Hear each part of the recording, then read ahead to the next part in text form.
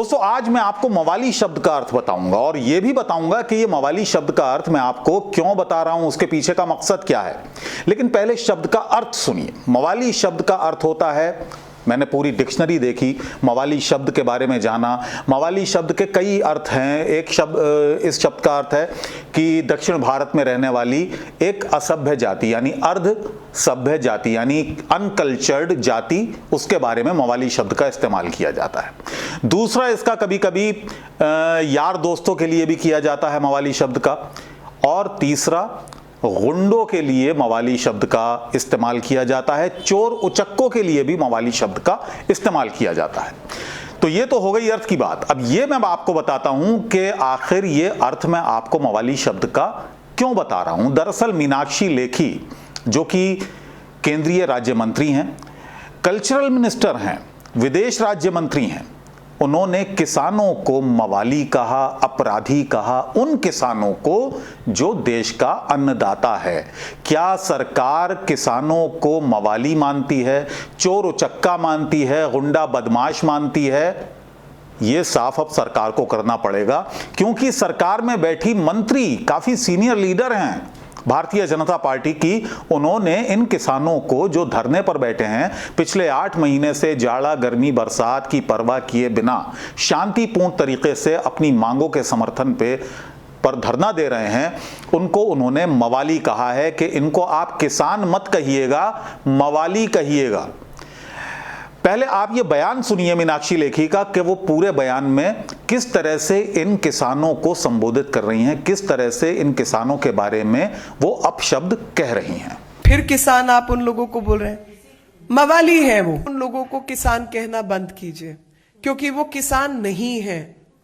वही षड्यंत्रकारी लोगों के हथे चढ़े हुए कुछ लोग हैं जो कि लगातार किसानों के नाम पर ये हरकतें कर रहे हैं। किसान के पास समय नहीं है जंतर मंतर आके बैठने का, वो अपने खेत में काम कर रहा है।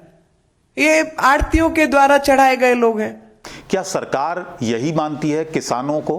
क्या सरकार का भी ये वर्जन है? क्या प्रधानमंत्री का वर्जन यही है? क्या प्रधानमंत्री नरेंद्र मोदी किसानों को मवाली मानते हैं, चोर उचक्का मानते हैं, गुंडा बदमाश मानते हैं?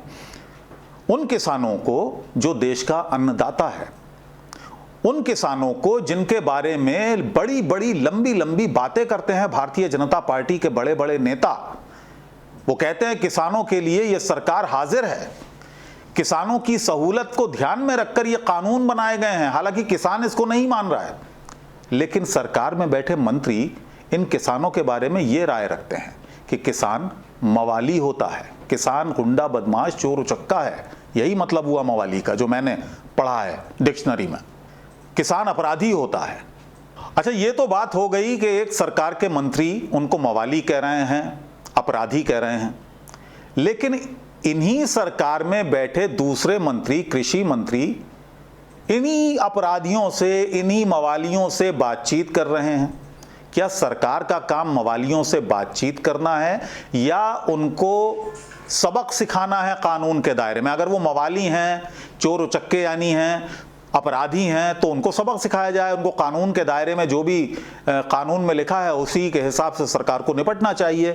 आखिर सरकार उनसे एक तरफ बातचीत करने का न्योता भी दे रही है, शर्तें लगा के हालांकि ये बातचीत करने का न्योता दे रही है कि कृषि कानूनों पर कोई बात नहीं होगी, आप बातचीत के लिए आमंत्रित हैं। वहीं ये मंत्री महोदया कह रही हैं कि वो अपराधी हैं, मवाली हैं। ये किस तरह के डबल स्टैंडर्ड हैं? या तो ये तय किया जाए कि ये किसान हैं, या फिर ये तय किया जाए कि ये मवाली हैं, हम इनसे कोई बात नहीं करेंगे।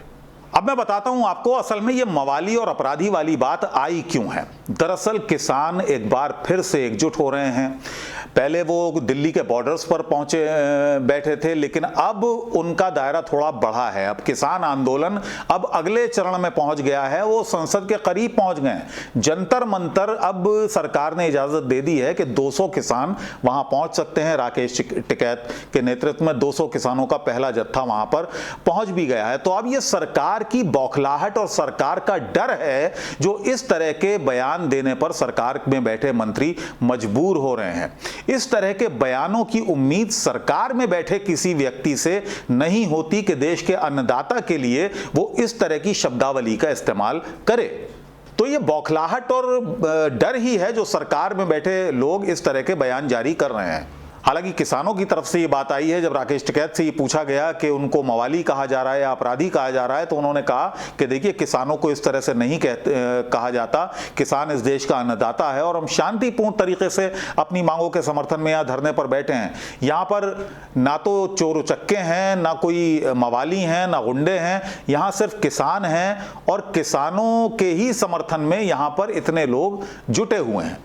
दोस्तों, दूसरी परेशानी यह है कि संसद का सत्र चल रहा है।